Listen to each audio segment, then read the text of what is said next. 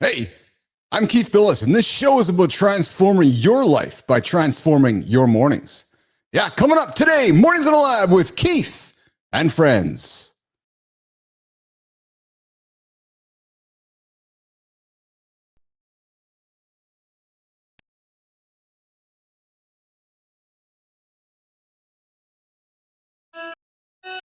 Welcome to Mornings in the Lab, where When something negative comes up, Building muscle improves blood flow.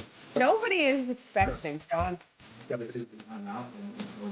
if the lady's saying that, you're Being as a human food. Be entertained by fun over here. How have I slept? Has my sleep been good? That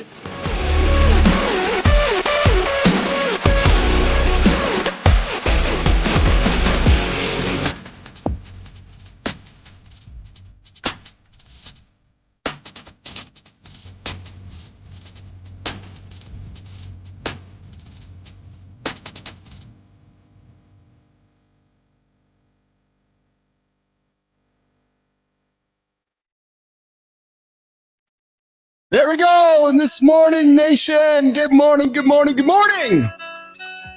Boom. Here we go. This morning on the show, we're about transforming your life by transforming your mornings. Today, we're talking transformation. We're talking reinvention. We're talking The Rock. Hey, no fluff here this morning, guys. No, just real insights into success and how to crush it in life and in business. Heads up, boys. Heads up, girls. This show's not for the faint of heart. You got those little kids around, you better stick those headphones in. Yep, stick the headphones in and move them out of the room. We got Richie Rich in the room. Richie likes to drop some F-bombs every now and then, so get those kids' earphones in.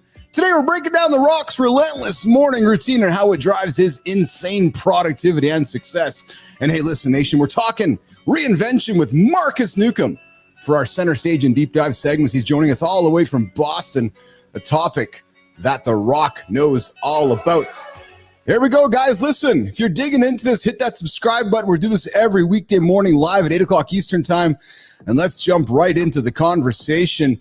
Jimmy, you know how this works. Moving over here, my friends, bring the crew up on stage. We got Johnny in black on black. Fuck something on his t-shirt with a black hat. Johnny and Keith are matching them wearing excuses. That's what fuck excuses, he says. Marty's in the pink. I'm going to call it pink today with the red headset. Richie's in the green on green with the nicely shaved, adorned locks. Richie and I crushed an awesome ride this morning. Gentlemen, if you got a Peloton, I invite you to come hang out with myself and Richie Rich. We're crushing rides before the day even starts. Listen, if I did nothing for the rest of the day today, I'm accomplished, John and Marty. I hung out with Richie, got an emotional connection. Hung out with Richie, got a human connection. Hung out with a female on screen, got a erection. And I had a good ride along the day. So, if nothing else happens, boom, boom, I've hit it all. Richie, how are you, brother? Oh, great, man. Got that morning kicked off right. Yeah. Good, man. Ready to rock the day. That's good. What are you, Marty? How's it going with you, my brother? You know, hey man, I'm here, right? Yeah, I know. If I'm here, I'm good. I love that. If I'm not here, I'm good. It doesn't matter. I'm always good. Marty's always good rocking and rolling there in the less brunches, more crunchy tea. Hey, ladies, you know we're a men's show, but if you're looking to, get fit, you might want to hang out with C Marty Fit, some less brunches, more crunches lifestyle. And then, of course, we got Jon Andersen hanging out with us from the sunny state of Cali in the black on black here today. What's going on, Mr. Andersen? What's shaking, brother? Did you have some good Terry time yesterday? Oh, I did, but also at the same time, we actually went, and I actually picked up a new dirt bike yesterday. And funny enough, man, coming home, I got stuck in some of the nastiest traffic. It was unbelievable. And I was looking around, and I was going, people do this shit every day. I think you're fucking kidding me, right? It was unbelievable. Unbelievable. Crazy. Oh, John, the simple things, Marty, Richie, that Johnny's like, what? But Johnny, I know you just took some time to respond. You didn't react. You looked around. You took No, I was looking around going, I am so fucking grateful that I have never done this in my life. I mean, think about, I hate to say, but most people waste time in traffic. I was just about to ask him that. Damn it, Johnny. They're not. I mean, nowadays you have no excuse to be sitting in that shit, not bettering yourself. That should be like a fucking mobile university in that fucking car.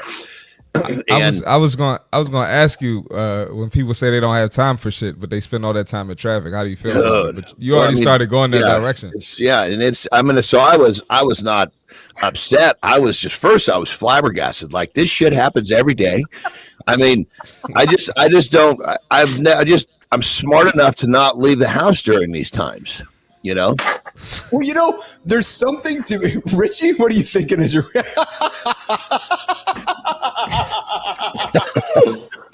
I'm just laughing like I don't know. Like, what are you doing where you don't know what traffic is?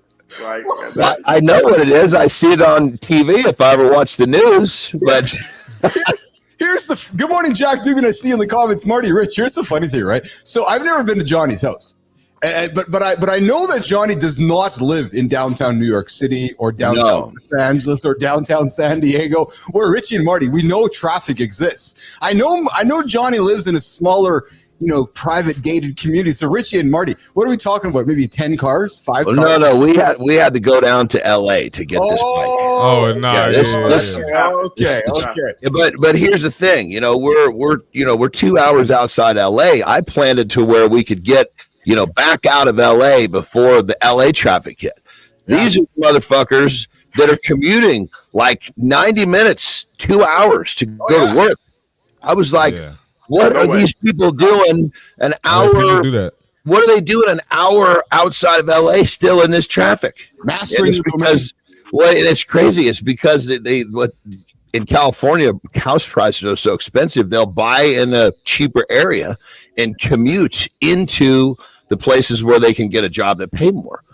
But I mean, holy shit, these guys are commuting like a couple hours a day. Do you think there's a lot of guys sitting in traffic? No, each direction. Do you think, John, do you think there's a lot of guys sitting in traffic just mastering their domain, just hanging out, just killing time? What? Like just sitting there in traffic, John? Do you think that exists, John? Like if you look in the freeways of California, like all those cars just sitting parked and just stuck in gridlock. Is there some dude just fucking whipping it out and going at it, do you think? Brother, I would have to imagine that anything is possible. Are you kidding me? Yeah. We're not on the same page, man. When you say master, I know what John said earlier, but I'm thinking like they're listening to podcasts to make themselves better. No. Or maybe on work calls. Not quite, Rich. It's a language, right? We create this language on the show, like life expectancy work is humping, mastering your domain is jerking off. So you got to catch up on all the. It's the code of the show. Okay. To answer your question, fuck yeah, the dude's jacking off in there, man. Still are, 100% there. There's millions of people in traffic. You can't tell me there's not one person. But see, yes. Here's the fucking thing. If you're spending your time looking for somebody jerking off in traffic, you're already investing your time in the wrong place. I mean, that literally, realistically, once I settled into the fact that holy shit, this is here, and this is not just sometimes you get a little fender bender and you get a big clump of cars like that. You're in it for 10 minutes and then it breaks loose. Yeah. This was not that way. We were going 5 miles an hour for probably easy, maybe more. So I just it was a buddy of mine I was with, and he was driving, of course. So I just, basically just got on my phone and crushed some work. It was all good to go. But I mean, holy Toledo! I suppose if you had a driver in that traffic, it wouldn't be that bad. or hey, listen, gentlemen, maybe it's not always just the man, mastering the domain. There could be some nice young female just sitting in traffic, just mastering her domain too. Who knows, right? I'm thinking that if you want to be productive sitting around, like there's always time to be productive, Johnny. Always. Well, I mean, when it comes down to it, I suppose, if you mastering your domain is something that's going to happen at some point in your day, do it in traffic would be considered using your time productively. I would have to agree with that. Yeah, well, and if you're sitting there all bunged up and worked up because the guy's cutting you off or preventing you from moving forward, maybe that's a great way to express yourself in the moment. But hey, listen, today we're talking transformation and reinvention with our guest Markus Neukom this morning, myself, Rich, Marty, Jon Andersen. And guys, listen, as we know, we're talking about Dwayne "The Rock" Johnson. Just dropped a new movie last weekend that is unfortunately bombing. Success starts, guys, We know it's with how you wake up. I know that, John, you drink that coffee. Marty, you drink it. Richie's the insomnia runner on Peloton. I don't think Richie sleeps, actually. But we know that the mornings is the key to success. And for Dwayne "The Rock" Johnson, discipline is the anchor. Let's talk about why The Rock's mornings set the foundation for the rest of the day and how we all, business athletes, can take some notes. Listen, you hear us time and time again. It's all about consistency and purpose-driven start. Like, what's your purpose? And later in the show, we're going to unpack how this translates into personal reinvention. Guys, Johnny, Richie, on Monday we talked about Mark Wahlberg. Yesterday we talked about LeBron. Today we're talking rock. Real talk. It's getting repetitive really quickly. Why do you think that repetition with all these guys is the same story over and over and over? And what's this consistent theme work, Marty? We're talking again. Monday we talked Marky Mark. Yesterday we talked LeBron. Today we're talking rock. Tomorrow because it's real simple. Because work fucking works. Yeah, work works. There you go, guys. It's time to go. Effort The show's over. talent. Everybody knows that. Effort trumps talent every time. Effort trumps talent. Yeah, isn't that true though? Always? Is it always? Yeah, you can't. Always. If you're talented, if you don't put in the effort, you're not going anywhere. You might make it to a regional level with talent, but you're never going to make it to the next level if you don't put in the effort. That's the difference in high performance. Well, it's funny because go ahead, Marty. I was going to say, when you get to a certain level, everyone's talented. Yes. Right. So right. at Doesn't what matter. point, what are you going to use to separate yourself? Yes. And it's no mistake, nation. Listen, it's no mistake that we're associating ourselves with these greats. And I'm not saying that to blow smoke up my or Marty or Johnny or Richie's ass here. No, we created a show that is for you guys every single morning, getting up to start this day like you guys. And listen, the Rock gets up, Marky Mark gets up, Goggins gets his day going, and we often talk about on the show that balance is bullshit. There's no such thing as balance. No. If you want to be something exceptional, there's going to be imbalance in your life. Right. So, and I think, the Rock is a great testament to that. So we're going to dig into that conversation mostly in the second hour. What I say to that? Let's go. Yeah. Tell me, John, Marty. If you want balance, you're going to be balancing that belly, because that's not going to work in fitness. That's what I tell my clients. And it works. Yeah. Well, isn't Thanksgiving weekend coming up for you guys down this weekend in the States? Is that or next weekend? No, it's after this one. This is the last weekend prior to. Yeah, that's right. That's right. Oh, that's right. Y'all already had it, right? Yeah, that's right. So next week we're moving into a week of gentlemen. There's a brand new exercise that I know it's on your radar, and John and Mark are really going to be. This is Johnny's favorite. This is Johnny's favorite.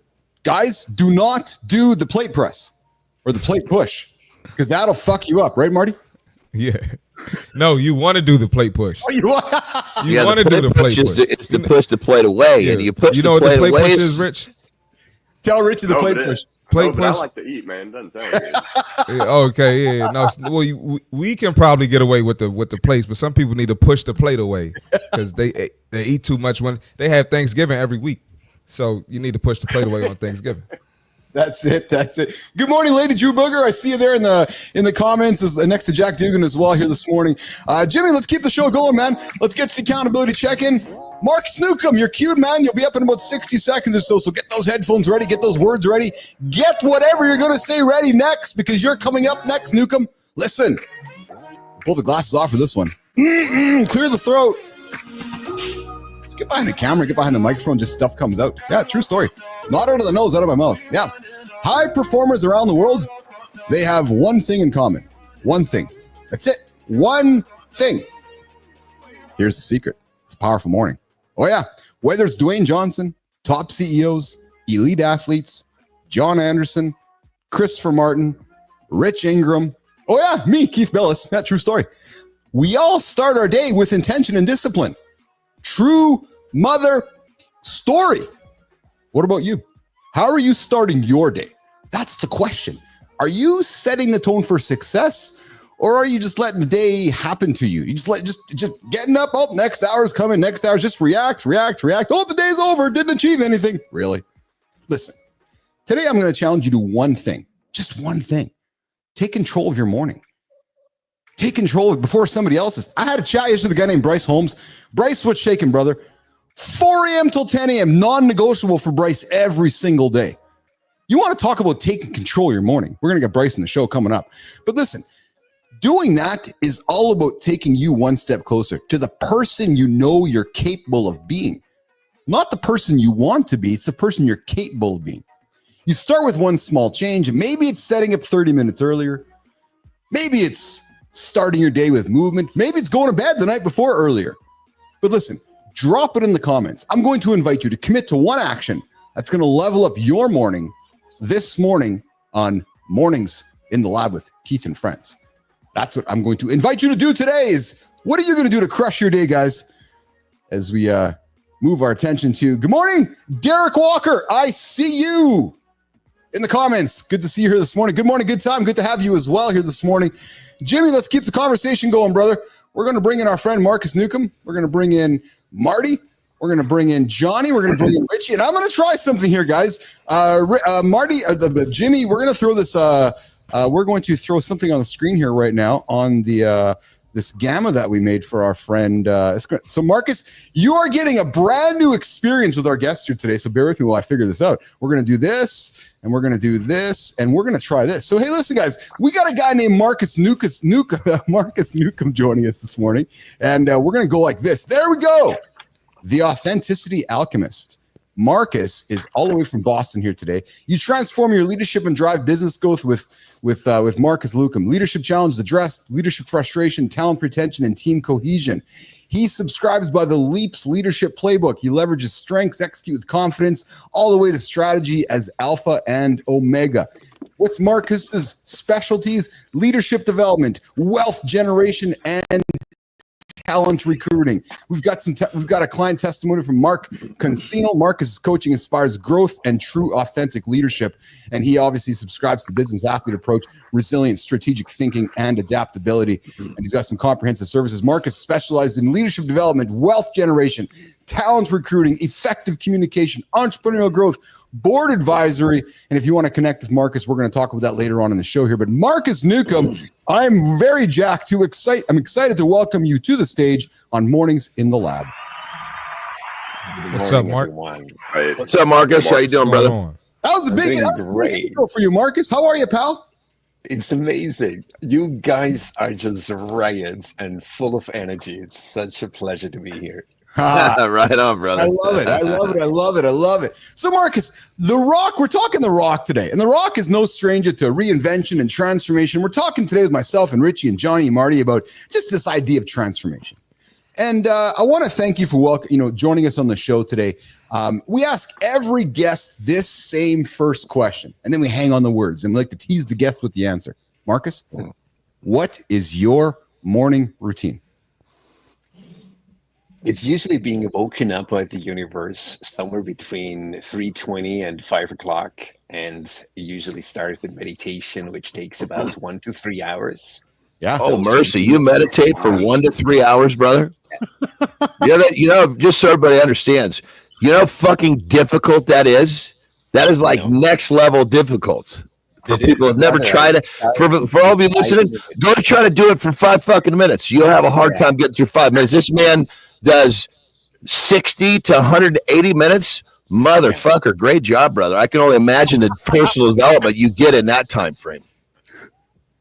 I could tell you it was necessary. There's a story behind it. So I can't wait to hear it. Holy shit. So do tell us. So you start your day with up to 180 minutes of meditation. Right. So first thing, the alarm goes off. Do you just roll over? Do you hit the snooze button? You jump up? Alarm. You rebound? What do you do, brother? No alarm, brother. Just get up. Yes. Okay, so let's go here then, because we talk about the power of getting up in the morning, Markus, is about what you do in the night before. So let's go back even further. What time do you go to bed at night, and how do you condition yourself? Because you must go to bed at the same time at night to get yourself at the same time in the morning. You see, it is so crazy. When I started that process and went on that journey, I was told that I'll be waking up more or less around 3:15, 3:20, between 4:30, something like that, without alarm. And it's a miracle, I tell you guys. Unless I go to bed like 1 or 2 o'clock, that's usually when I won't wake up so early. But other than that, I can go to bed whenever I want to, and I wake up somewhere between 3 and 5. No kidding. So 3 and 5 every single day, just naturally. So your eyes wake up and you get out of bed. Do you do rebounder? Do you do stretching? Do you grab coffee? Like first thing, go for a piss, have some water. What's the next steps? Pretty much the latter. And the thing is, it's all about this freaking discipline. Yes. I cannot hammer it enough. And the other thing is, when I met my wife 16 years ago, she gave me this sweatshirt. And it says, the future will be whatever we make it. Oh, I like it's a that. conscious decision. Yeah. Literally, conscious decision. So I get up, and the thing is, I have my yoga mat. That's basically my only accessory I need. So I go to my yoga mat, I sit down, and as soon as I sit down, it's almost like a kick. And then I start with some stretching, which belong to the meditation.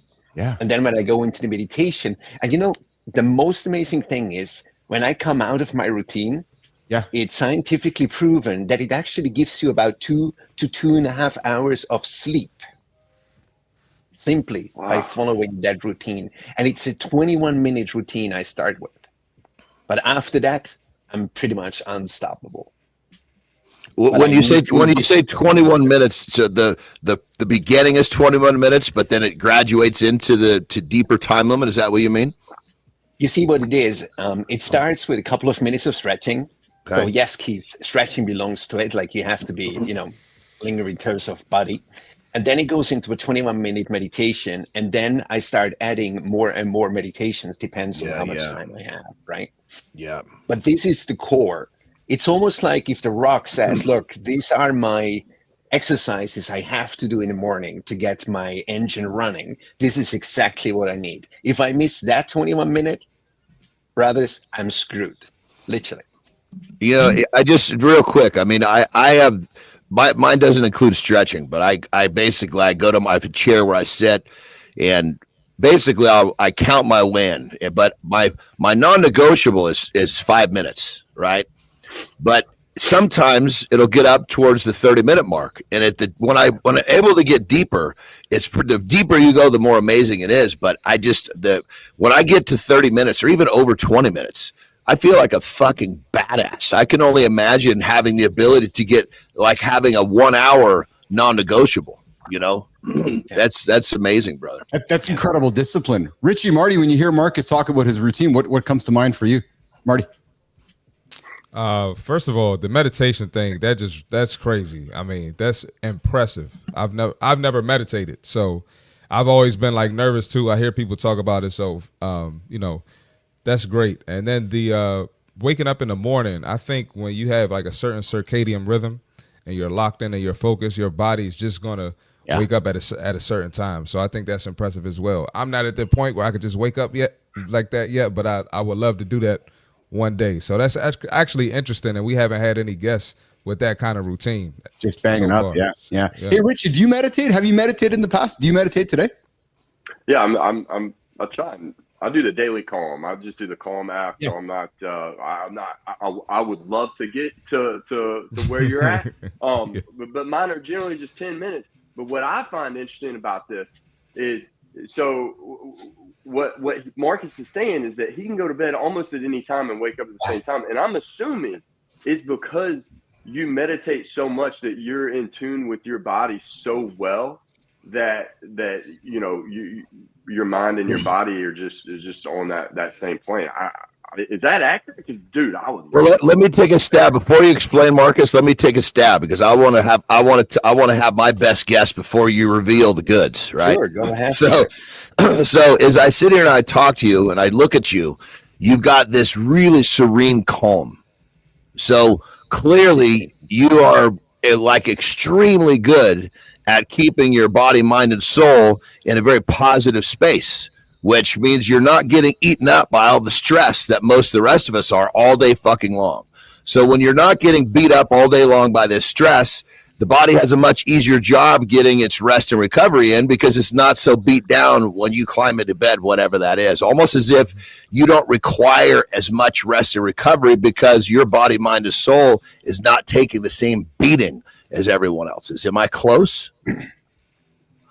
You are so close, and honestly, I don't want to take it as my own achievement, because when I started out, guys, 5 minutes sitting still. Hey, that was That's what I'm saying. Difficult. that Man. was gosh, my thoughts wandered. But what actually happened was I was pretty much at the precipice of my life when I had to decide whether I go down or do I give it a try. Yeah. Because I knew in my depression, I was in a depression during COVID. And I knew if I go down, I will go down and my family will go down. So then I met this guy called Sadhguru. You might have heard of him. He's very famous. And he's the guy who taught me something very logical. I'm a very much down-to-earth person, like no rah-rah and no woo-woo stuff. So he basically told me, look, you can do it whether you are 100 years old, whether you're 20 years old, whether you're disabled or not. My meditation is simply mind. It's breathing, breathing, breathing, and mindset. So this is pretty much what it comes down to. And I believe you're very much right. Sometimes when people tell me they have to calm their body, what they actually should calm is their mind. Yes. It might appear it's their body. It's the body that's always on running. No, it's actually your thoughts. It's your mind. Yes. And we have to understand we have to be the master of our mind and we have to be the master of our thoughts. Yes. Because otherwise, what happens? They control us. Yeah. We get all these jacked up thoughts, which then releases a bunch of stress hormones, which completely stresses out and fatigues the body. And that's how most people live. You've somehow figured out a way to stay with this, heavy, really deep meditation practice to keep your mind and your thoughts in a place where you're excluded from all the negative shit that the most people in the world are trying to defend themselves from. That's pretty much it. You know what's interesting, brother? When I started, I had a thought once. I was meditating on our terrace and we had some expensive shit lying around. And it literally felt like as soon as I go into this meditation, you could literally steal around me whatever you want. I could even hear you. I would not react to you. That's how deep it goes. That's really cool. It's a good and a bad thing. That's really, no kidding. Hey, you're hanging out with Keith, Richie, John, and our guest, Markus Neukom and Christopher Martin, Marty Fitz here. See Marty Fit Mornings Live with Keith and Friends. It's 8:30 Eastern time, coming up with See Marty Fit tip of the day here. But before we do that, Markus, quick question for you before we get to the next segment here. Tell our audience about you and the work that you do, and how do you work with clients and what do you support them with, Markus Neukom? So what I do is I'm an advisor to entrepreneurs, and I have specialized on tech entrepreneurs, actually just because of one simple reason. They could not be more different than I am. They are usually very stressed. They're tech-oriented. They are entrepreneurs. They're coding all the time. And you know what's interesting? You guys might know it from the poker language, tilt. So what I'm doing is I'm helping my clients to move from tilt to clarity. Because what they're doing is they're always in a decision fatigue. So many decisions to take. There's so much responsibility lying on them. So I help them to regain strategic focus. And that's pretty much by doing what I have identified. As I said, they have decision fatigue. The other thing is I'm a specialist in war of talent. That means I show my clients how to hire the right people. And then most importantly, so they don't lose them, to keep them. It's ironic. You pay a lot of money, hire the best talent, your competition comes, gives them 15 to 20 more %, and they're gone. Yeah. And the third one is I'm specialized in coaching A players, the ones who, like racehorses, the ones you have to treat really well, the ones you have to pamper. And let's be honest, most of my clients, they have no bloody clue how to actually treat those people. So they perform at their best and they keep them and they actually help them to race to heights, which otherwise would not be possible. So that's in a short version. And basically I help them bring their vision to life because tech entrepreneurs, they are visionaries, often no clue how to bring that to the floor. Yes. Markus Neukom bringing visionaries, helping tech visionaries bring their visions to life here. We're going to continue deep dive segment. We're talking transformation, talking reinvention with Markus Neukom, Coming up about 90 seconds, myself, Rich, Marty, and Johnny. Marty, fit tip. Let's get after it, brother. And then we're going to come back and keep talking transformation, reinvention with more with Markus Neukom. Let's get it, boys. Let's get it. All right, we got another great fitness tip today. A little bit different. Listen, let's get straight to it. You got to warm up. Stop going into the gym thinking you could just walk in there, you know, maybe like you did when you were in elementary school or middle school or high school, and just get straight to the workout. You have to warm up. You're making a big mistake, right?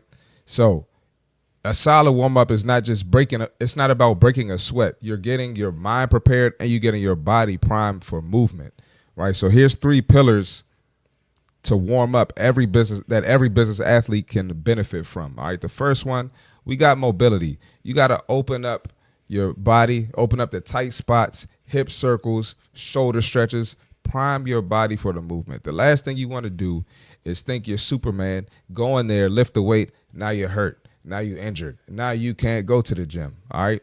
Activation, fire up the muscles you'll use. So if I'm doing squats, I'm going to not only do my stretches, but I'm going to do some actual squats with some light weights.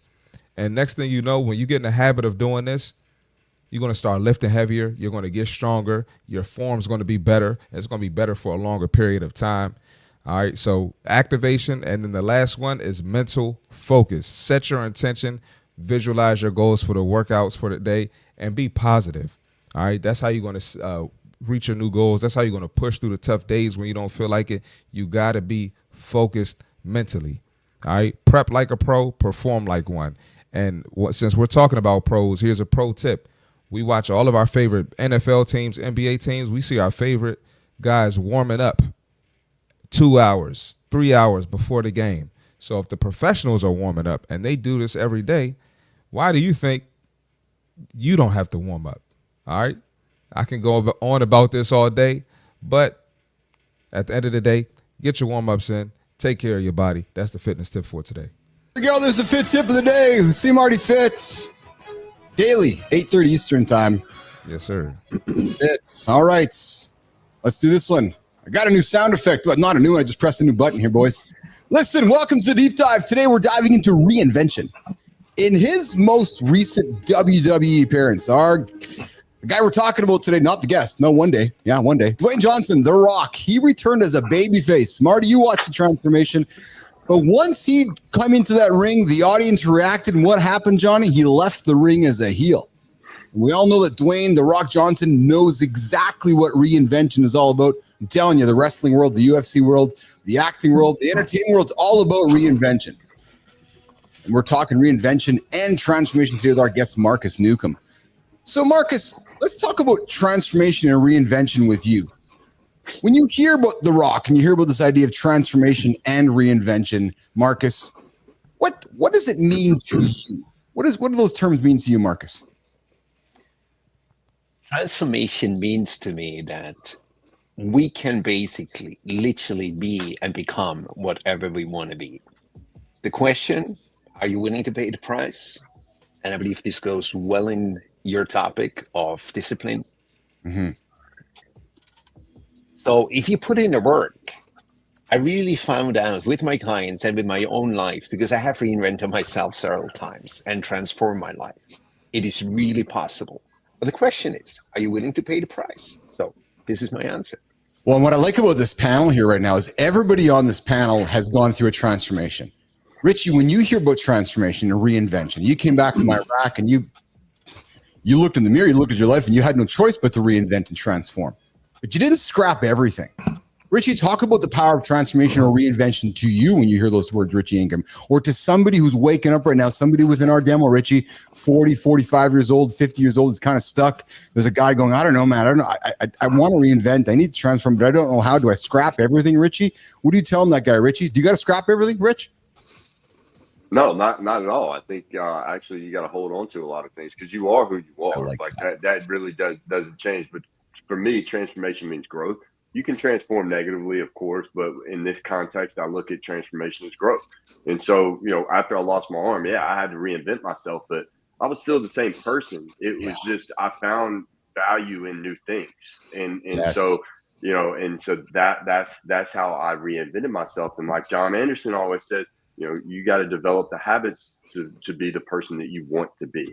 And so that's how you start reinvention. Oh, I like that. Johnny?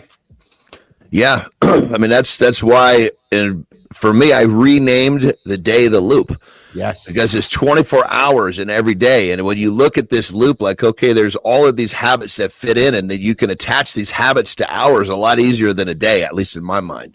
So you look at your habits and you look at, okay, I've got X amount of good ones and X amount of bad ones. Do my good ones outweigh the bad ones? And, you know, or do these bad ones really need to be here? And it's almost like, in my mind, you got these 24 slots of time. You know, I know I'm gonna have 8 of those slots that are gone for sleep. You know, I'm going to have X amount gone for this, X amount gone for that. That leaves me X amount of time in my personal development to have these habits. And what are these habits? And are they going to move the needle forward? So it's you just break it down into the most simple. For me, breaking things down simple is what allows me to be successful. Yeah. And then Markus, before I come back to you, Marty, I know I love your story. You go from D1 athlete to be called this. You look like you're a loser. You're like, I'm not a fucking loser. And you had to reinvent yourself, but you had to do it with intention. Marty, how did you think that intention played into your reinvention? Like, you intentionally chose See Marty Fit. You know, you've intentionally rebranded yourself as you've grown. How did you approach that period, Marty? And you know, as you're talking to our audience, or again, there's some guys stuck right now thinking, I don't know how to get going. Give somebody a tip, Marty, on how to get going and reinvent themselves. Well, you got to have a clear vision. And there will be times where you don't have a clear vision. But I think Johnny said it sometimes. Sometimes you just got to get in motion. Just go towards it. You know, so that's kind of how I got started. I just started moving in the right direction. Just moving, baby. Just moving, baby. You know, so I'm working front desk right now. I want to get out of front desk, right? So let's start working out every day, and let's figure out a plan. Then when I figured out I want to be a trainer, let's start taking a test. So I moved my work shift to nighttime so I can study overnight. But just you know, when you're going in motion, you're going to find, you know, the next level. What's the next level, and how can I craft my path to get to that next level so I can end up at my end goal where I want to be. Markus, I want to add. Yeah, go ahead. I think one main thing for me too is silencing the noise. Yes. Because when you're starting something new, every evil demon in your head is going to be telling you you're not cut out for this. What are you doing? Try something else, man. Fuck that. And that's what it's all. What Marty's saying is, you just got to keep at it and stay consistent, and don't listen to any of the shit in your fucking head. Make a plan, and then at least get to the end of it before starting something else. Yeah. Markus, you know, Richie leaned on this, that, you know, reinvention isn't about scrapping everything. And, you know, Johnny's reinvented himself numerous times. Marty has as well. It's really about strategically evolving. Markus, break down how someone listening right now, guy starting his day, hasn't been able to take that next step yet. He's thinking about it. Almost there, you know, and I'm telling you, and Marty, this is real life, because I had a guy call me a couple of days ago saying, yeah, I've been hearing you're hearing your show over and over and over, and you know, your messaging keeps resonating until finally the light went on to do something. And that's just how life works, right? But Markus, let's break down how someone can start embracing change in their own life without feeling overwhelmed. Richie talked about silencing the noise. Markus, talk to us about the importance of mindset in all of this. It's the alpha and the omega, literally. So let me put it this way, and many will be surprised. Well, it starts with accountability. And the thing is, you know, when I got to the point, I was trying to find solutions from outside, like probably you guys as well in the beginning, until I realized, gosh, I am the captain of my fate. Yeah. So I had to take freaking ownership and say, you know what? It's not to be found in the outer world. It's to be found here. And, you know, we're so used to shift off responsibility, become the victims of our lives, become the victims of our story. But we have to take ownership. And I know, and I can tell you guys, there's so many of my clients, they struggled with that. because they were so used to have that comfort of blaming their wives, blaming their kids, blaming their circumstances, until they got to the point where they said, you know what? If it's going to be, it is up to me. And unless someone gets that, it's like being in a hamster wheel. You just go on and go on, try to reinvent yourself over and over. And let's be honest, nothing happens.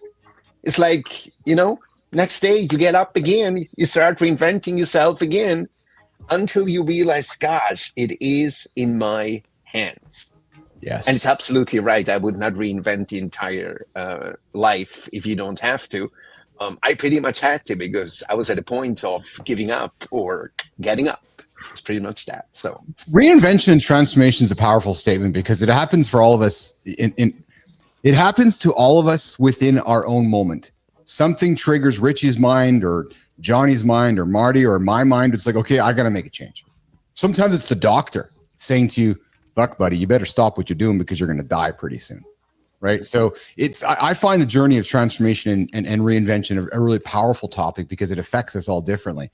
But Markus, you and I connected recently through the House of Bricks. And a nation, that's the community that Adam House has created, a great entrepreneur community. And Markus, what stood out for me was your approach with me about my vulnerability. And I want to ask you about your vulnerability and the idea of vulnerability with how it relates to transformation and reinvention. Markus. So what comes to mind first is the word authenticity. Remember when we had this conversation, I shared to you, most people have huge difficulties to be authentic. And they try to be authentic. They vote to be authentic. They promise to be authentic. So what is authenticity? Authenticity for me means I am who I am. So you know what the biggest problem is, guys? Including me before I went on this journey? We do not know who we are. How can we be authentically ourselves if we have no bloody clue who we are?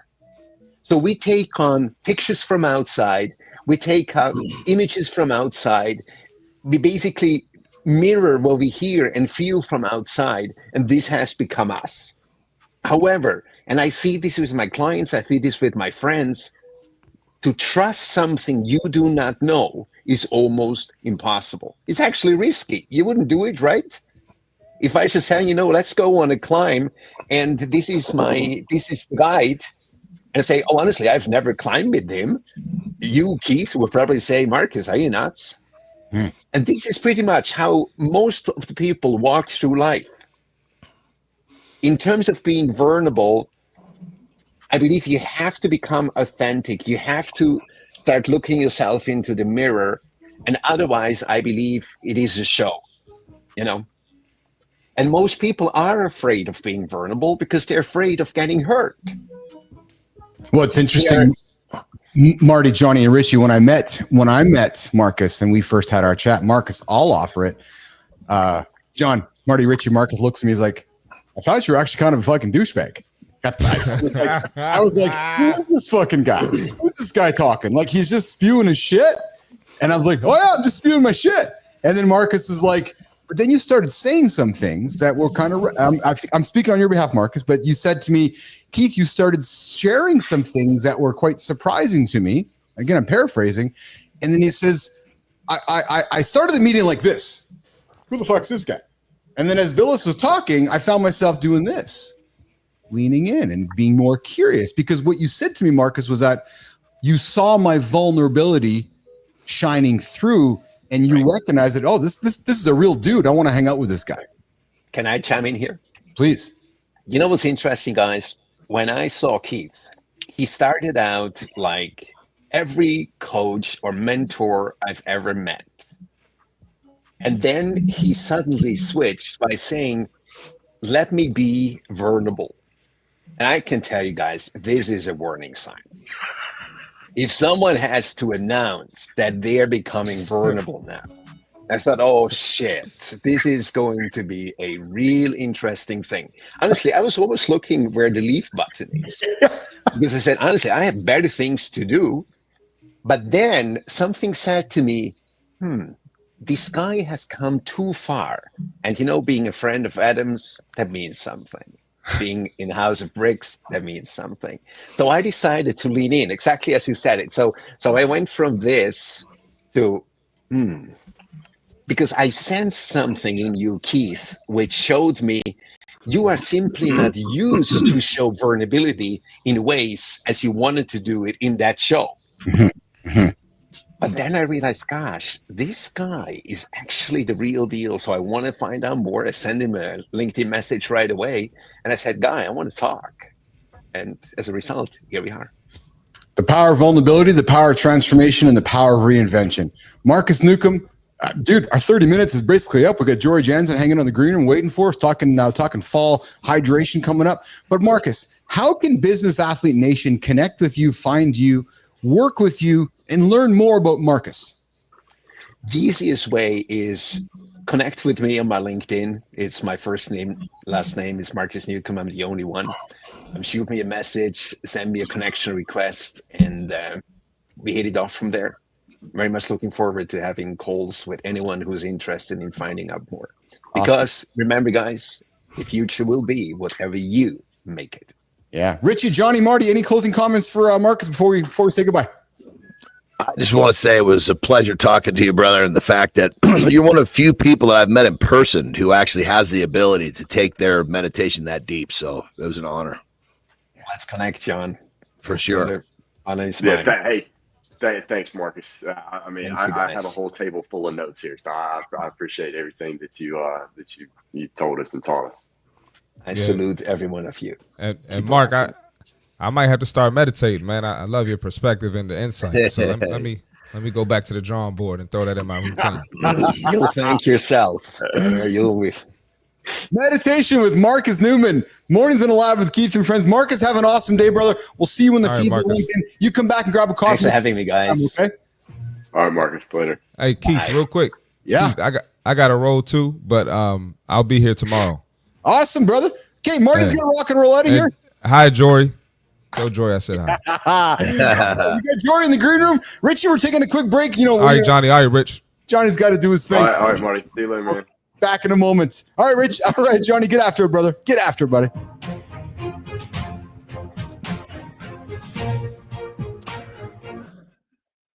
All right, here we go.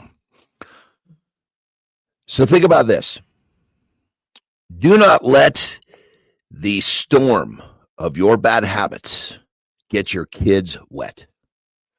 Do they deserve to be dealing with the shit that you haven't had the balls to straighten out in your life? No, they don't. Look at how you live. Look at your habits. What are you teaching them? Because they're going to live the way that you've taught them. So really think this through. You have the ability to not only change yourself, but you're going to change them too. And if you can't do it for yourself, do it for them. So hear me when I tell you, your kids don't give a shit what you say. They care what you do. So ask yourself a question. How are you living your life? And is your bad habit shitstorm getting them wet? Because if it is, it's time to make a change. Rock and roll. Good one, Johnny. That's a good one. I like that, man. Sometimes you come up with shit. I'm like, wow, that's good, man. And Nation, he's like Jay-Z. He just rips it off the top of his head. No notes, nothing written down. Johnny just sits down and is like, boom. He just spews from the top of his mouth there, which is awesome, Johnny. I appreciate it. It's always just the best, man. You put it in a can. It's not authentic. It's got to come right from the belly, right from the heart, right from the soul. And that's what it punches the hardest. I love it. All right, we got the GOAT here today, Jory Janzen, the greatest of all time, our resident nutritionist, performance diet expert here. Always love the conversations with Jory in the lab this morning. And Keith and Jory woke up to, Jory, some snow on the ground here today in Winnipeg. I didn't see it. What? No, there's no snow on my end. Oh, so I live just a little bit away from Jory here in the western part of the province. I got up this morning with the dogs, Richie, before we hung out, and took the dogs outside, and they looked outside the door with Johnny, and they're like, oh, there's white stuff on the ground. I love when I see the dogs the first time they go to the fucking snow, like, oh, there's snow. I on was the ground. looking for it this morning. Yeah. I got up and I went and let my dog out, and it was like, no, it's not there. There you go. Does snow stay on the ground during the wintertime up there? Because in Texas, we just think you guys are in like this, frozen world. We live in igloos. Canada. Yeah, Jory, did he just ask us that question? Jory, did Richie just ask him that question? He Yeah, did. I used to live in Huntsville, Alabama for a while. And we used to like mess with them. Oh, wow. And tell them we would live in igloos, and they were really cool. It was so cool. And yeah, and we'd go on, and yeah. And then we would travel, by sled and dogs. Yes. And, it takes a lot of energy and preparation. Yeah. That's wild. There's a lot of smart people in Huntsville, but seriously, it's really up and coming, and they have the arsenal there, so there's a lot of rocket and space stuff going on. I'm doing a race there in January. That's for my family. My family's from around Huntsville, but yeah, we're Southerners. We'll believe anything you tell us. You're from another country. I gotta say, I've always subscribed to this one philosophy of you can't shovel sunshine. And I'm gonna keep it that way. There you go. Hey, we get lots of sunshine in the winter. Or I should even say you don't need to shovel sunshine. Yeah. To Jory's point, in the wintertime here in Manitoba, you guys, when the sun's out, January, February, hey Jory, there's sun for miles. It's freaking. The snow is sparkly. Yeah. Glitters. It's so pretty. It really is. It really is. We're talking. So listen, guys, we're going to talk. We're talking hydration today. The cooler months are coming upon us here in Canada, and the cooler months are around the corner with Thanksgiving around the corner in the United States. And I really want to lean into the chat to Jory about hydration and how it's no less important as the cold weather comes. And we drink hot drinks, cold drinks, and so forth. But Jory, let's lean into the why hydration is as important during the cold weather months as the warm weather months, and how we can use hydration effectively. And I want to get beyond oversimplifying it in many ways, because I know Johnny gets up and crushes water, so does Richie and so forth, but we get into the cold months and sometimes like, I don't want to like cold water. I have to have a glass cup of tea. Let's talk about the power of hydration during cold months, soups and foods and so forth. Jory.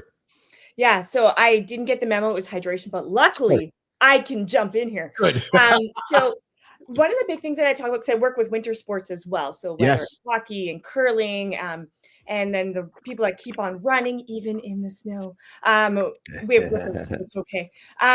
So one of the things that a lot of people will notice that when they're out there and in the cool, dry air, you're exhaling, inhaling, and it's dry. So if you're already going into that workout session, going into your workday dehydrated, you're already like at a loss of performance. It's huge. One of the number one reasons for poor performance in sport is dehydration. So we'll go there.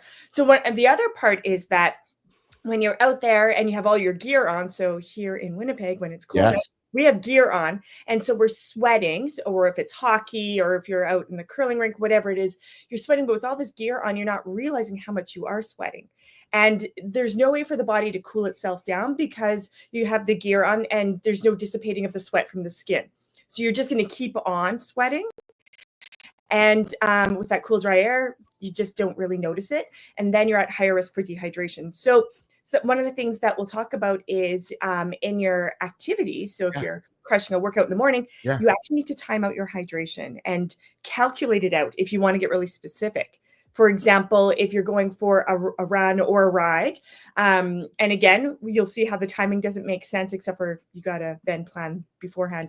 4 hours out, 7 to 5 milliliters per kg of body weight. So hold on, back to that, 4 to 7 hours out? No, if you're 4 hours out from exercise, you're going to need 5 to 7 milliliters of fluid per kg of body weight. Got you. Right. And then if you're 2 hours out, it's going to be probably around 5. And then an hour out, it might be 2 to 3 milliliters per kg of body weight. So you want to time it out so that way you have the fluid that you need. And then you need to rehydrate. So for every 1 kg or 2.2 pounds that you lose in sweat, you need to replace with 1.2 to 1.5 liters of fluid over the next little bit, just to rehydrate. So hydration, number one reason for poor performance, decreased sleep, misinterpreting hunger cues. You want to stay hydrated even in those cold winter months. We turn to caffeine because it's warm, but Yes. caffeine becomes a diuretic. Right? Yes. If it's the festive season, holiday season's coming up, then if you drink alcohol, some people don't, but if you do, Yes. that is also a diuretic. So you want to make sure that you're hydrating well. What about in breaking this into really simple terms, I always do when we're talking about hydrating during, warm seasons versus cold seasons. Yeah. If you're thinking that you don't need to hydrate in the cooler seasons, it's like saying, well, I don't need to give my dog water during the wintertime. Right. Yeah, because there's I'm not gonna, I don't need to put water in his bowl. It's cold outside. Right. That's how stupid people, when they think it's cold and they don't have to hydrate, think about it from your pet standpoint. Would you not fill up your pet's bowl because it's cold outside? Yeah. That's ridiculous. Richie, I see you're eagerly yeah. Oh my God. Get in here, Richie. I had so many things. I'm gonna try and narrow it down to just a couple of things. So one, there's a new thing out kind of in the endurance world of sweat testing, and to see what our rates are, and then we can use that not only to replenish our hydration, but also to know the salt content. So that's kind of a two-part question. So one, how accurate do you think these sweat tests are, and then two, how does salt mix into our body's process? Yeah. So and how much should we be replenishing? Yeah. So in the pro sport world, or in the Olympic Paralympic world, we can use sweat patches. And so we place that on certain parts of the body. And during the workout, we can see, oh, thanks, Valerie. My daughter just closed the door. We want to make sure what those sweat patches will do is they'll let us know. We can then centrifuge and figure out which electrolytes and how much electrolyte are you losing. So magnesium, sodium. Sodium is the biggest one. Right? Iron you'll lose through sweat. And so you can really personalize that hydration plan, how much electrolyte you'll need. The sodium is really important because it helps you retain fluid. So you're not just drinking the water down and peeing it out. It actually stays in the body longer. So you are hydrated, and then you can actually function better, right? You will get to fatigue. It'll take longer to get to fatigue zone. So you won't tire as fast, that sort of thing. Muscle cramping related to the hydration status. There's different reasons for cramping. So by understanding your profile, and you do it consistently, so eventually you just know after an hour of this kind of ride, I know that I need to replace with this much of fluid and also this electrolyte profile. But most general population that are high performers won't have access to that. So it's more of just going, okay, so how much fluid can I tolerate before a hard workout? If I can't drink that much because it's really early in the morning, then perhaps I got to make sure that last night I hydrated really well within a time frame, so you're not getting up in the middle of the night and having to pee or sleep. But yeah, it's all personalized, right? Just like your nutrition, your macronutrient profile, your hydration profile can be personalized. Well, I think it's interesting you say that, because there are a lot of at-home tests now that are coming out on the market. So I'm assuming as technology gets, they're somewhat accurate. But the reason why I bring it up is because you have these LMNT or element. These guys are basing things off a 2012 study, and they're like, hey, take 1,000 milligrams of sodium, and it's a general statement like everybody just needs more salt, and that's not necessarily. That's not even dedicating what kind of salt. I mean, that's the first hole in that bucket, is that, you could be ingesting a bunch of shitty salt that's polluting you, Right. And I just, it just seems there's another one that's out here. There's one, and they say, oh, it's just, created by NASA scientists, and NFL uses it, and it's 15 or 1750 of sodium in a small little packet. And it's like, dude, this is, everybody's going to be running around and having heart attacks, if we listen to the science instead of doing these tests. So I wanted to get your opinion on that. So thank you. Yeah, those sort of supplementation is for a very targeted group, right? So any of us here that are going to be training are probably not going to need that, especially when we know that, for me anyway, my workouts are more of like heart health and because it keeps me well. And so for me to go into that sodium realm, that's kind of like a ticking time bomb, right? That's called fluid retention and then hypertension. So I don't need that. But someone like you, Rich, if you're going on that and it's hot and humid and dry, you know, different environments, you might need that level of sodium content to stay hydrated, because you might not be able to drink the amount of fluid that you need. So by having the sodium content, it helps you hold on to it, so you're not just expelling it right away.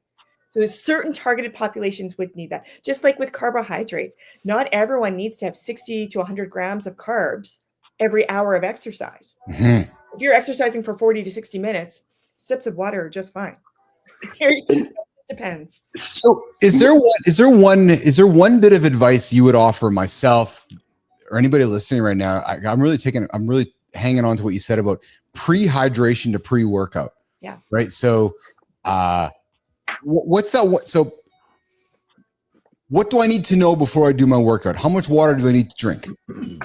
Well, let's see here, Keith. How much do you weigh? Is that what it is? Okay, so I'm like 180 pounds, so I wasted upon my weight, right? And you're like, okay, you need to have this much water, hydration in your body. That's basically what you're. Yeah, so you're 81.8 kg. So I'm going to times that. If like we were going out all hardcore, I'd say. Yeah. So you would need just over 2 cups. So 572 mils. Gotcha. Okay, so then in theory, what you're talking from the performance perspective is a couple hours before I do my expend my energy, hydrate my body. And that's going to get me how long? 30 minutes, 60 minutes? Or at what point will I know that hydration's run out? Sweat rate, right? I see. Okay. Yeah. So, and then what you could do is weigh yourself dry, weight naked beforehand. Yes. Dry yourself off. Don't pee yet. Dry yourself off naked post-workout. And that's how much you know you need to replace after, right? But every textbook, which is different than real life, as Rich will know, but textbook is every 15 to 20 minutes, gulp of your water. Well, and Johnny, you must know this like the back of your hand when you're doing competitive bodybuilding, right? Because you're hydrate, and then drying yourself out, right, Johnny? So lean into this for 2 minutes with me if you don't mind. I'm fascinated by this, but because you use high amounts of water and then sodium to dry out. Is that correct, Johnny? Is that how it works? Yeah. And the whole the hydration topic. I mean, granted, we're talking about hydrating around a workout. Yeah. You know, I take a position of I just have a hydration schedule from the moment I wake up. Yes. And it's scheduled to the point where the body doesn't really, I try to keep away from highs and lows. So obviously the idea of hydrating before a workout, you know, and Jory's bringing some really good pearls here because she's really almost showing that you don't have to overdo it. Because if you try to overdo your hydration before work, your kidneys are going to hyper mode, spit it all out, and now you're dehydrated. So, so that's, I mean, it's a slippery slope. You know, people, I got to drink you see people with these gallons of water. I need to drink this gallon. Well, 3 o'clock comes, they fucking drank that much out of it. They're way behind. They start guzzling the fucking water. Kidneys go into hyper mode. They're pissing like a racehorse. They finish that gallon. The body still thinks this massive amount of water's coming in. They severely dehydrate themselves. So now they're dehydrated, overhydrated, dehydrated, all because there was no timing to the whole thing. Yeah. So what I use and I teach is what's called a 4-bottle system, which each bottle has a dedicated timeline that you drink it. So if you get behind, you're only behind in a 25% chunk of your day. Excuse me. So, but in terms of the dehydrating for bodybuilding shows is basically you kind of do that to yourself on purpose. You spend a few days hypersaturating. Excuse me. And then when you do turn it off, right? The kidneys have been in overdrive for days. So literally you wake up the next morning and you are fucking dehydrated. And then what you do is you actually really start, well, I'll go back a little bit. So you're hyperhydrating for 2-3 days, 3 if you want to be extreme, which is what the sport is. Then you cut off your salt. You're salting like a motherfucker during this time. So the body is holding, but your kidneys are pushing. Then you turn the salt off, right?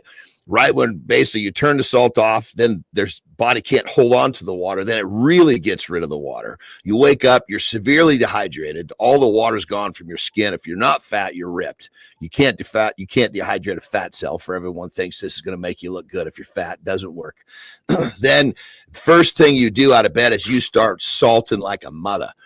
Because what you got to do is you want to take the salt, then is going to basically start drawing the water that's left into the muscle, because the muscle is mostly water, which is going to be sucking whatever water is left out of the skin, because it's always going to take the water from the safest places first. And the skin is the safest place to take whatever water's left. It doesn't want to go start taking water from the organs. That's threatening, So I mean, this whole process that I've described is not healthy. So don't think there's some health element to this.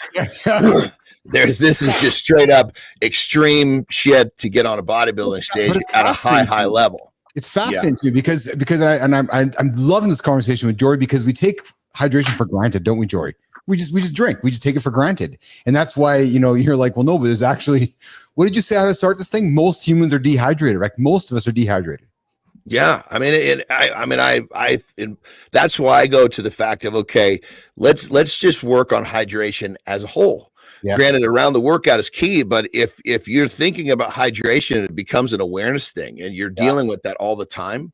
That's why I teach the 4-bottle system, because you know that you've got this bottle in this 4-hour period, and you're just constantly aware. Where am I? Where am I? Yeah. And people are going to get behind. Hell, I get behind. But catching up in a 25% chunk of your day is much less detrimental than trying to catch up for a huge chunk of your day. Yeah. Jory, can you talk reminders, about? Right? We need just reminders. And when you're in the pro level, when the guys are going to the washroom, we've got these little devices on them, and it gives a traffic light system. So when they go pee, it's either, it goes green or yellow or red. Red is like, you are really dehydrated. Yellow is like, hey, let's pay attention. And green is like, wait. Now the science behind them it's flawed for sure. Yes. But it's the way to keep it in their mindset. The awareness, 100%. That's how important it is. And what John was talking about before, in terms that it's a water loading process that we would use with our weight class sports, where our wrestlers, taekwondo, because they have to make a weight. It doesn't matter about their body composition. If they're not a certain weight, they're not competing. So we will do some of those practices too at a certain level, but it's well managed. It's not daily routine. Yeah. And you can just serve, I mean, you can drop 10, 12 pounds of water on a big person with very, very little discomfort. Yeah. Richie. A little person, it's different. Yes. That's I was just thinking about, a lot of us, we think we're hydrated. We're drinking a cup of coffee every morning. So, and this is kind of me. Like I drink a few cups of coffee, and I'm drinking water, and I'm eating all this fruit, and then I pee like a motherfucker, even into my run. And so, am I dehydrating myself when I'm drinking that much coffee, or is there a limit? Based on if we go with what science is, and again, everyone is individual, but if we go with general science, usually up to around 4 cups of coffee in a day, and cups are like 8 ounces, right? It's not like grande and things like that. So if you're going with by cup, usually around 4 cups seems to not have that overstimulation impact. So it acts as part of your hydration, at just like your fruit, and food in general has sodium in it naturally. So when you're eating food, you are holding on to some of that water intake as well. And so if you're eating fruits and veggies, your soups, your smoothies, those sort of things all count as part of your hydration intake. If it's too much, I'm not a huge fan of the scale, especially for certain populations. It's triggering and it's not helpful. But for some people, it is good, and you can use it as a tool to help in terms of your goals. But hydration, weigh yourself first thing in the morning. You're likely lighter than you are the rest of the day. And some of that is your fluid status, right? So you can always gauge around that. I've had athletes where we've had to monitor their fluids so tightly because of being outside of the weight category that they need to compete in. So they'll lose like a kg or 2 overnight. I'm like, well, just because you lose that naturally overnight in your sleep, that means we can count on that. And then we can manage things from there. But hydration is so important outside of exercise too. just your daily ability to think and concentrate, communicate. Just feel better. Reaction time. Really, really important to consider too. So outside of exercise, it's also part of just life management. You know, and Richie, which they say this to you because you're so interested in maxing out your performance. This is something that the average person probably is not going to find too applicable or maybe even interesting. But for someone that does really want to exist on a high performing level, you got to look at this equation from every angle. And so one of the things that you can look at, like when I'm really on top of my hydration, I want to know, okay, am I really ready to perform high? I basically am gauging obviously how much water I'm drinking, but I'm also gauging how often I'm taking a piss. Because if all of a sudden, if I'm me taking a piss, the time gets too long between me taking a piss, I know that I've faltered or my body has gotten ahead of me. And so, but on an average day, I want to have a pretty well timed, but an average time between when I'm taking a piss. But then towards the end of the day, I want it to slow down a little bit. Otherwise, I'm going to be up all night peeing. So you can really kind of, I guess you could schedule is what I like to do, is your water coming in, but then you could really see how is your schedule serving you with heat, with workouts, by seeing where's your pee schedule. So you got the in and the out to kind of balance. Yeah. Always dropping nuggets. Jory Janzen here at Protein Break here. Great conversation, boys.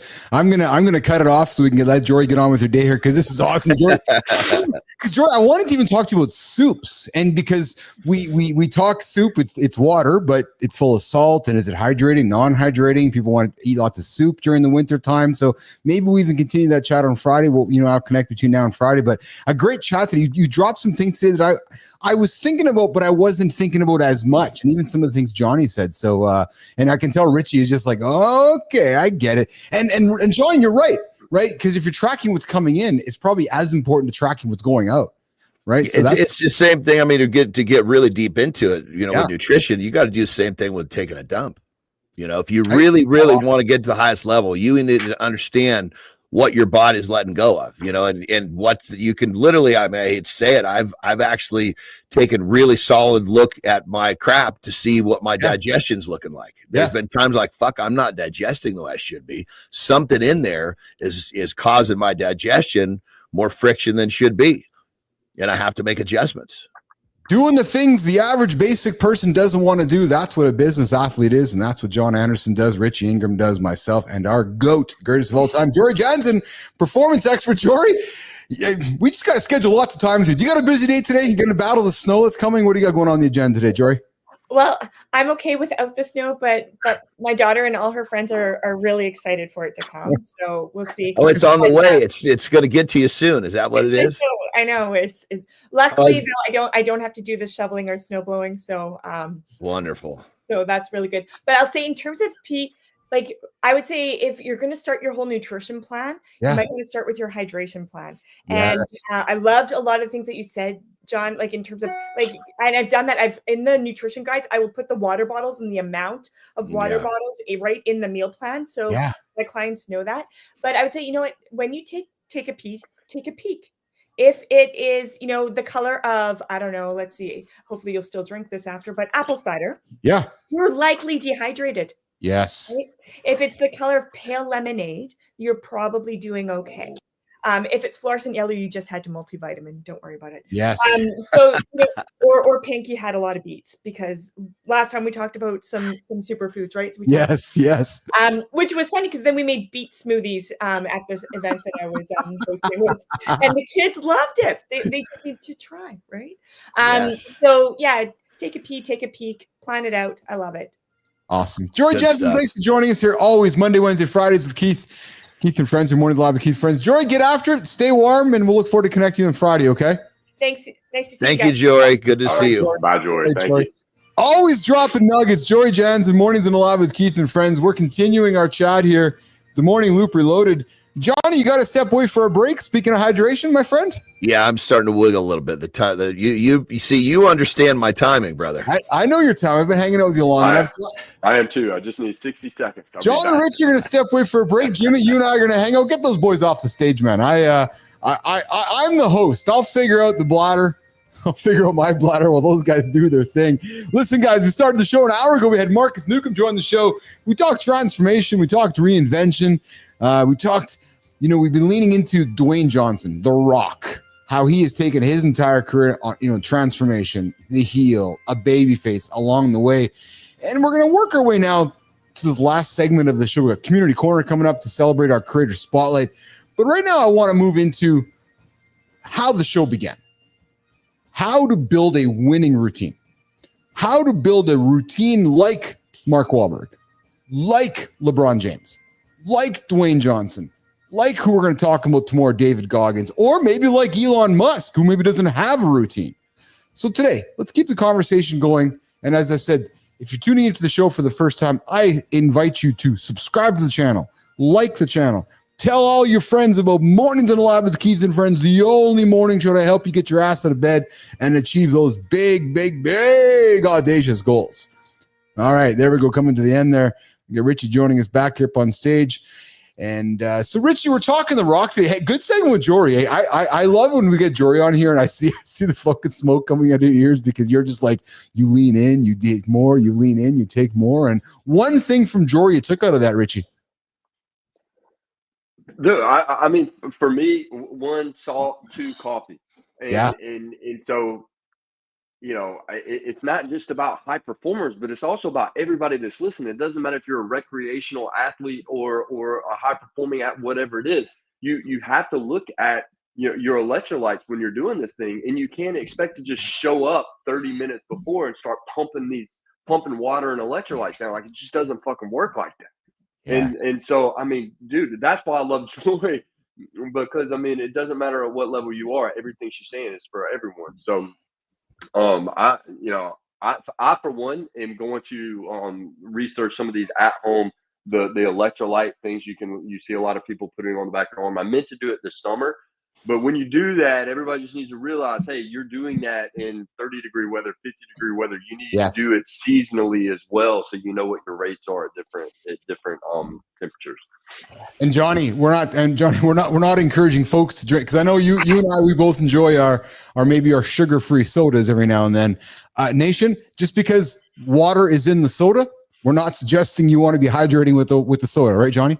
No, I mean, the soda, the sugar-free soda needs to be more of like based on a reward basis. Like I've done well with my water. Yeah. Yes, I can have, like, if I have someone that is really, really just a huge soda drinker, especially if they're drinking regular sugary soda, they're like, look, this is going to be a hard one for me to get past. What we'll try to do is I'll try to give them basically, I'll try to get them to diet soda, because obviously they're both evil, but the diet is the lesser of the evils, the lack of sugar. Yes. Then what they'll do is at the end of that first bottle, then they can have a soda.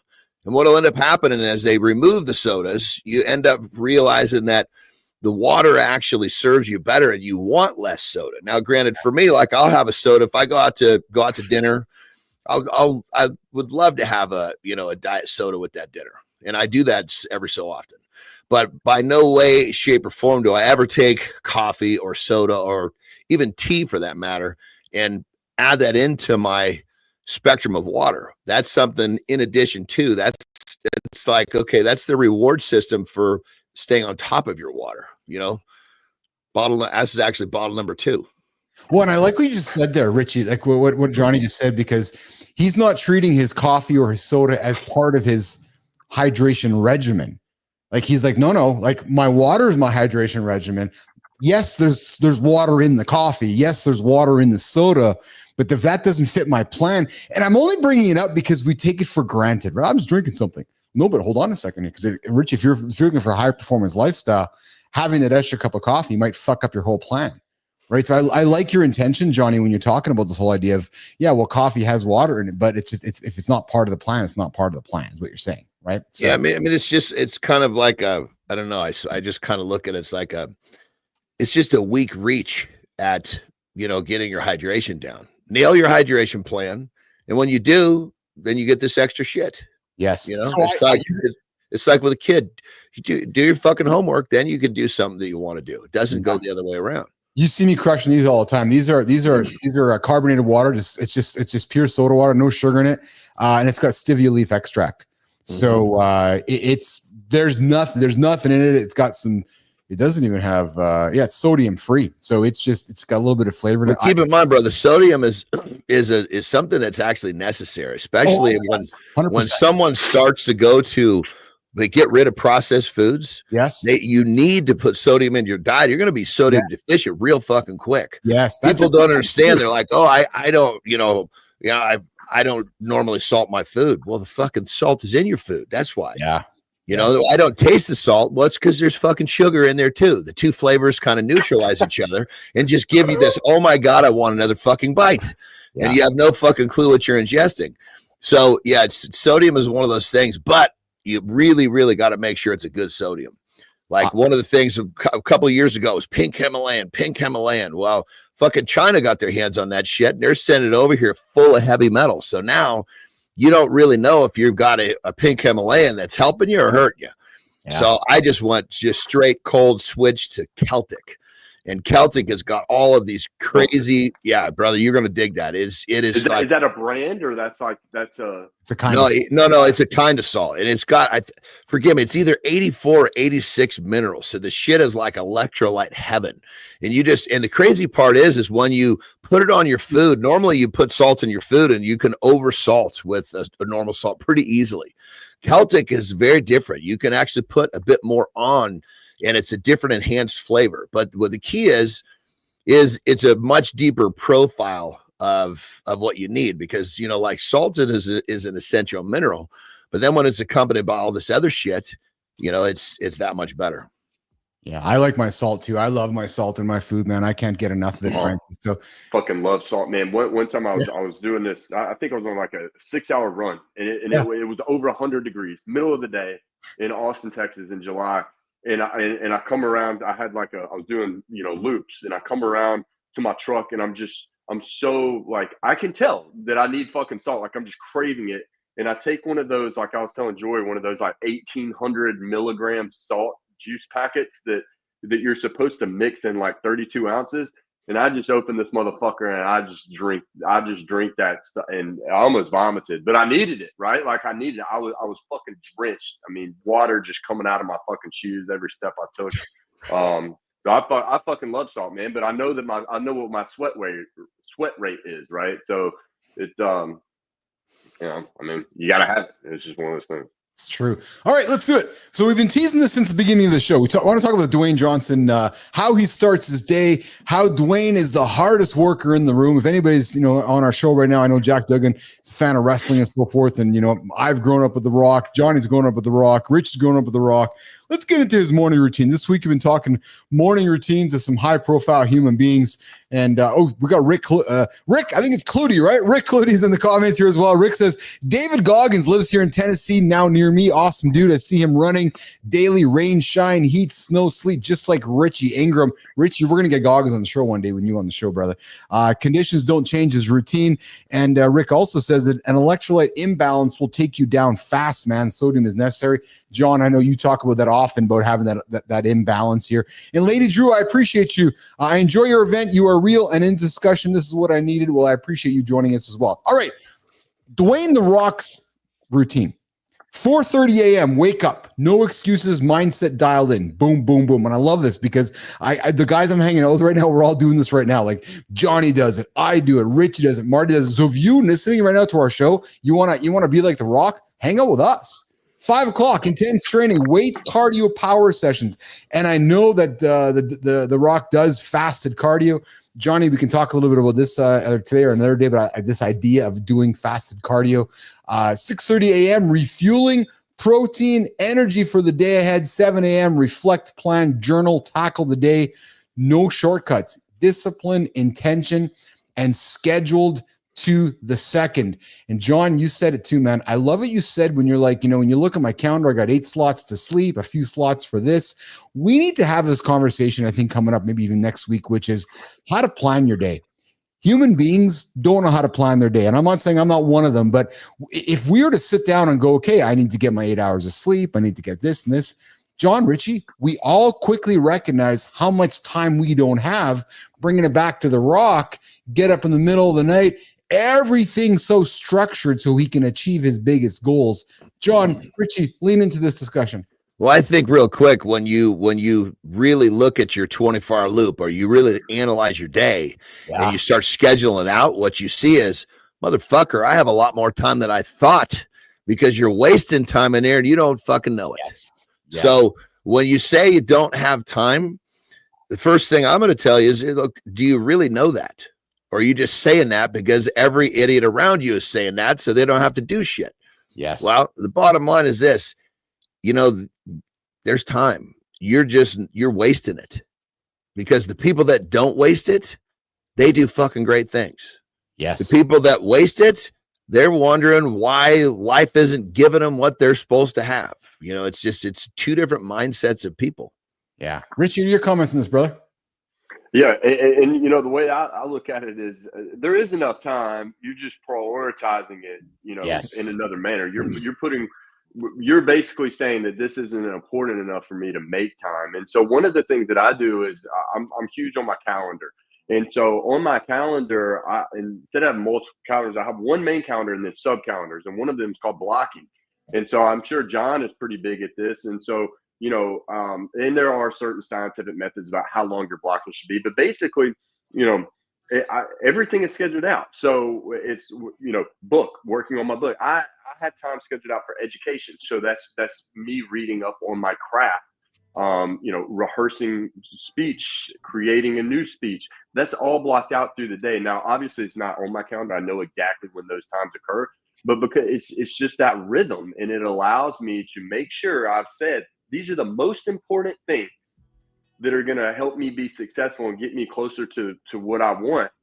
And so that's how I've scheduled my day, to make sure that every important thing to get me closer has its own time. 100%, brother. I've had a book it's literally it's a big book. Each page is a whole day.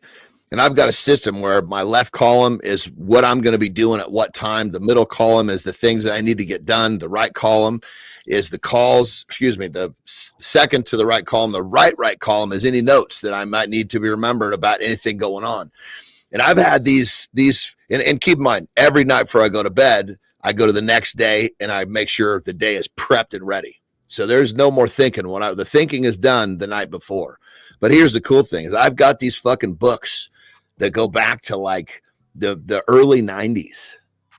Every fucking year I have one of these fucking books. I got dibs on him. When Johnny passes, he's told the girls that Uncle Keith gets the books. So I do something similar. Mine's called a daily roll-up. And so I print it off either the evening before or the morning of, because I have an admin time blocked out. And so, and I have it, one is printed off every day. And on that, I call them elements. So these are the different elements that I manage. And there's a certain way, like, if it's a task, it's a box. If it's just notes, it's just an asterisk. Hey, this is just information you need to know. And, my schedule for the day is on it. And then COB tasks, I call them. These are the tasks that no matter what, doesn't matter what time it is, you're not fucking going to bed until these are done. Oh, I like that. And so I love that. And I print one off all the time. And I started that during either my second or third deployment, because I was managing so many different things and I was thrown into an environment where I really didn't have that much knowledge of it. And so it really helped me get up to speed, and it really helps. I mean, you don't miss a beat, right? It's just what it comes down to. I mean, we all know that success is, you got to prepare for success, and tomorrow's success is planned today.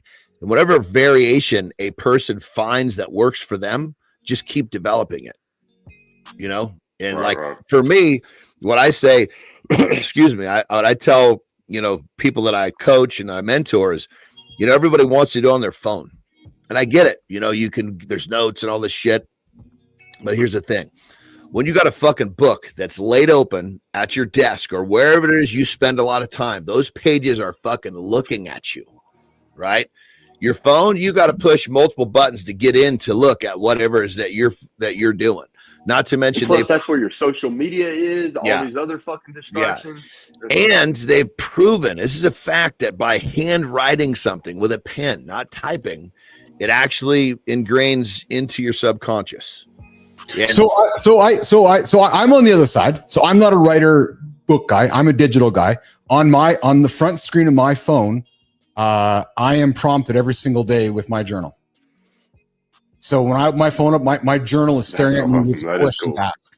Right. So the home screen of my journal has my calendar, has my journal, and has what I got to do. So when I open my phone up, the first thing I see is, and I changed it, guys. I changed it on purpose to create a task for myself to do something instead of consume something. So when I open my phone up, I'm prompted to dump my brain into it instead of consume something and get a dopamine hit. It's been wonderful. There's different. We're different kind of learners, right? Yes. I learn more by writing. Tours, audio, visual. Yeah. And so I mean that, to John's point, it's just like, hey, what works for you, and you have to figure out what's going to resonate more and be more impactful. That's exactly. Yeah. And what one of the things that you said, Rich, is so true, is that most people, their phone is for they social media will distract them on the way to wherever they keep their notes. As to where, Keith, your method is putting out before they can get distraction. So I did it on purpose, Johnny. I got rid of all of them. I took all my social media stuff off my home screen. That's perfect. And purely turned my home screen into almost like a for me thing. Like it's about me and what's good for me until I make it into something else. And as we wrap this up, your boys, because I know you guys got to rock and roll here. I hung out with a guy yesterday I introduced him to Rich. He's in Austin, same situation as Rich. And guys, he starts to stay at 4 a.m. until 10 a.m. non-negotiables. Turns all his notifications off, turns everything off. Why? So he can absolutely focus hardcore every single day. He gives himself 20 hours a week to non-negotiable time. Talk about that for a second, right? It's like, no, I'm not getting anybody in my space here.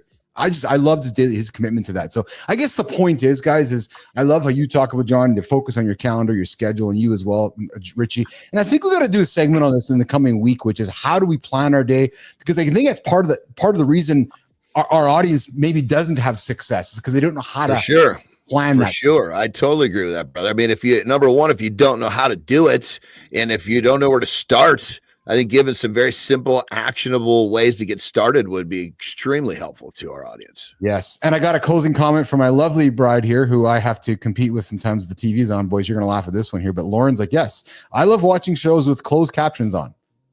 Uncle Keith doesn't. I digest so much more being able to read the words. So there's times when we're like watching a show and the words are going on. I'm like, really? We got to watch the words? Because my eyes go to the words. You guys watch shows with the captions on too? Richie, Johnny? Yeah, because there's so many British shows out now, I can't understand what they're saying. So it's just like, I gotta fucking read it, All right, Richie, you can come hang out in the igloo with Keith and Lauren in the wintertime. We'll serve some soup with Jory and we'll watch TV shows with the closed captions on. There we go. Richie, John, we talked to Rock today. We talked to Dwayne Johnson. Nation, the thing with the Rock is he starts his day early. He's got a schedule. He's a busy guy. And that's the whole point of the conversation.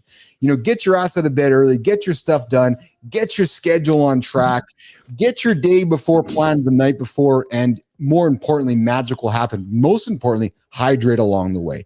Guys, we got to rock and roll. I know, Johnny, you got to go. Rich, you got to go quickly before we roll, Johnny. Highlight today, Bell? Oh, man. It's getting harder and harder to have highlights, I'll tell you. I mean, goodness gracious. It's like although I got to say, Markus was very fucking unique, Yes, and, I know. And yes. I'm around a lot of people who are high performers, but I have yet to meet one. I don't know if you can call this in person, but virtually in person, that literally has the ability to meditate up to 3 hours. That how fucking rare that is. I mean, that's like me saying I run 5K and another guy saying, yeah, I run 200 milers.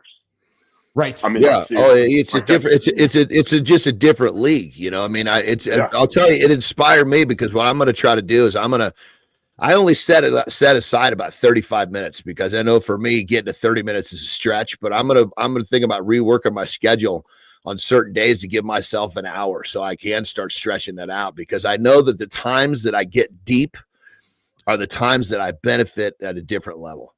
Yeah, that's powerful stuff. What about you, Richie? What'd you take from today's show, brother? So I'm going with Markus as well. So one thing on what John was talking about that time of meditation, it lets everybody else know that it is possible. So that's one thing that I loved about that. But then the other things I love that he said is authenticity and then ownership. I'm a huge, like, you own every fucking situation that you're in, regardless of what it is. I own the fact that I lost my arm. I put myself in that fucking situation. You got to own it. And, you know, that's it. I fucking love that when he said it. Yeah. I love it, guys. And I love you guys, Richie. I love you, Richie. I love you, Johnny. Love you, Marty. Love you guys, Love you too, brother. You know what? And I use those words because there's guys out there listening right now going, huh? Yeah, well, yeah, true story. It's okay to say it, guys. It's actually okay to say it. It's okay to tell your buddy you love him. It's okay to tell your brother, your dad, you love him, because maybe that's part of the problem. We don't tell ourselves enough about that we love the friends we hang out with. And I'm appreciative of you, Richie, hanging out with me this morning on the bike. Johnny, always appreciative of you. You guys get after it today. Myself and Jimmy are going to continue the conversation with Community Corner and get this creator spotlight on. But the highlight for me quickly was when I met Markus 2 weeks ago and he's like, I want to be on the show. I'm like, dude, there's something about you, man. We got to get you on the show. So I'm with you, John and Marty, that he's an interesting fellow. And I'm really glad we got a chance to get to know Markus Neukom today. Very awesome. Cool. Okay, you guys get out of here. You guys have a good one today. Jimmy, right, we're going to keep the show rolling with Community Corner. Have a good one, boys. And see you tomorrow morning. See you, Johnny. Have a good one, pal. All right. So, hey, listen, we are going to keep the show rocking and rolling with me and producer Jimmy. And Jimmy, I think I got to get some sounds for this segment of the show here so I can entertain myself. How about this one? Maybe this one? I don't know. I got to get some new buttons with some new sound effects. If you're still hanging out with me, we got the Community Corner Creator Spotlight coming up. And today we are going to feature, yes, we are going to feature a business mentor for fitness professionals. This creator empowers. Let's do this here. I'm going to do this here, Jimmy. Woo, baby, that's a good one. All right, there we go. This is a good sound effect, Jimmy. Okay, we are going to celebrate a business mentor for fitness professionals. This creator empowers fitness coaches to scale their online businesses from 0 to 100,000 a month. Yeah. That's just a little bit of cash. Just a little bit. Just a little bit. Where's my notes? By attracting premium clients through LinkedIn. He's a pioneer in fitness business growth. This person helps personal trainers enroll Equinox quality clients without relying on outdated techniques. This person is the CEO of Fitness Business Mentors. Through proven strategies, this person enables fitness professionals to build location-independent businesses and generate high-ticket sales. Jimmy, today's Creator Spotlight for Mornings in the Lab with Keith and Friends is, going to get my buttons sorted out, Samin Rouhani Fard. There we go. Yes. Get all the sounds coming up here, Jimmy. All right, Samin, we are celebrating you here today, and here's why we're going to celebrate you today. Samin applies the same focus and discipline to building businesses as he does to fitness coaching, helping others achieve success in both areas. Samin's fitness business mastery method teaches coaches how to leverage LinkedIn to attract high-ticket clients and scale without burnout. Samin is transparent, teaching actionable strategies, helping fitness entrepreneurs transform their passion into thriving, scalable businesses. And here's how it works. We've nominated you, Samin, to come join us for Mornings in the Lab with Keith and Friends so we can celebrate you and celebrate somebody within your orbit that you might want to celebrate for today's, for a creator spotlight here in the lab. And that's what we do here. We love, we take human beings that we find on the platform and we like to celebrate them here on the net, on the platform. So as you can see here, Samin is all the way from Brentwood, Tennessee, and he's got a great profile here on LinkedIn. I invite you to check him out, and I invite you to check out his profile. And if you are looking for somebody to help you as a business mentor to scale your online business, Samin Rouhani Fard is the guy for you. Samin, we want to have you on the show. Come hang out with us. Mornings in the Lab with Keith and Friends. And that's going to rock and roll ourselves out of here today, as we like to do it. All right, Jimmy, let's do this up here. We're going to get doing some music up here. We're going to do that up there. Get that there off the screen. Okay, good. All right, guys. Boom. That's it for the show today, guys. That's it. Richie was here. Marty was here. Johnny was here. We had a guest, Markus Neukom, here today. We had Jory Janzen here today talking the protein break. Hydrate, hydrate, hydrate. You need to get that hydration in. And no, we're not talking Pepsi, Coke, or coffee. We're talking get some good old-fashioned water inside your body. Jimmy, let's get out of here, man. Let's do our post-production. Let's get some content made for Markus. Let's get ready for tomorrow's show. We're back tomorrow, 8 o'clock Eastern time, right here, Mornings in the Lab with myself. I'm Keith Bilous. Jon Andersen will join us tomorrow morning. Steve Marty Field will be back tomorrow morning. AJ Zaglin for Mind Fuel, and Christina Flynn's as well. He's going to be here as well. Listen, if you are looking for daily inspiration, not motivation got to come from somewhere else. I invite you to subscribe to this channel. Find us 8 o'clock Eastern time, Mornings in the Lab. Tomorrow, we're going to look into David Goggins' morning routine. You don't want to miss it. The guy crushes it daily. But Jimmy, let's get out of here, brother. Nope, not that one. We're going to do this one right here. That's it. Have a good one, nation. We'll see you guys tomorrow, 8 o'clock Eastern time.